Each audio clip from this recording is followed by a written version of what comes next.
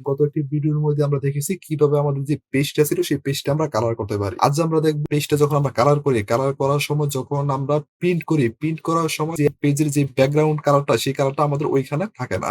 আমাদের যে হোয়াইট কালারটা সেটা আমাদের এখানে চলে আসছে।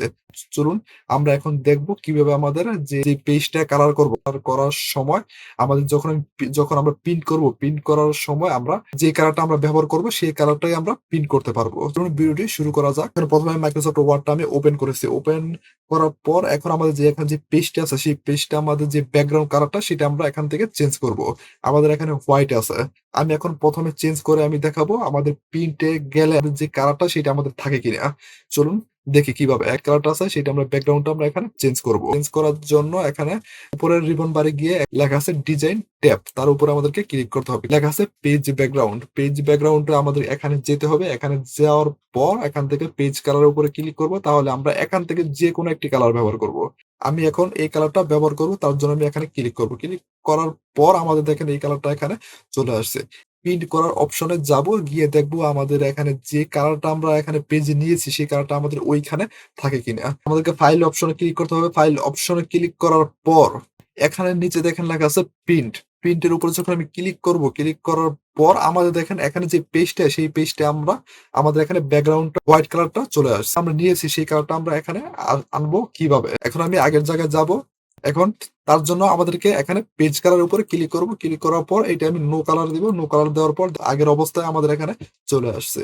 এখন আমাদেরকে এখানে প্রতিটা ট্যাব আছে। প্রতিটা ট্যাবের উপরে গিয়ে মাউসের রাইট বাটন যখন ক্লিক করব, ক্লিক করার পর এখানে দেখেন আমাদের এই অপশন গুলো চলে আসছে। এইভাবে আমরা ক্লিক করব না। যে কোনো একটা ট্যাবের উপরে মাউসটা রেখে মাউসের রাইট বাটন ক্লিক করব। তাহলে দেখেন এখানে দুইটা অপশন চলে আসছে। প্রথম যে অপশনটা কাস্টমাইজ দ্য রিবন, আমাদেরকে এখানে ক্লিক করতে হবে। এখানে ক্লিক করার পর আমাদের দেখেন এখানে একটা ওয়ার্ড অপশনের বক্স চলে আসছে। আসার পর আমরা এখানে বাম পাশে দেখেন অনেকগুলো অপশন দেওয়া আছে। এখন দেখেন এখানে ডিসপ্লে দেওয়া আছে। আমাদেরকে ডিসপ্লের উপরে ক্লিক করতে হবে। ডিসপ্লের উপরে ক্লিক করার পর একটু নিচে আসেন। নিচে আসার পর দেখেন এখানে দেখেন লেখা আছে প্রিন্টিং অপশনস। এখানে যে ২ নাম্বার যে অপশনটা আছে, এখানে লেখা আছে print background colours and image. আমাদেরকে এই অপশনটার উপরে ক্লিক করতে হবে। ক্লিক করার পর এখানে আমাদেরকে এখানে ওকে ক্লিক করতে হবে। তাহলে আমাদের এখানে কাজটা কমপ্লিট।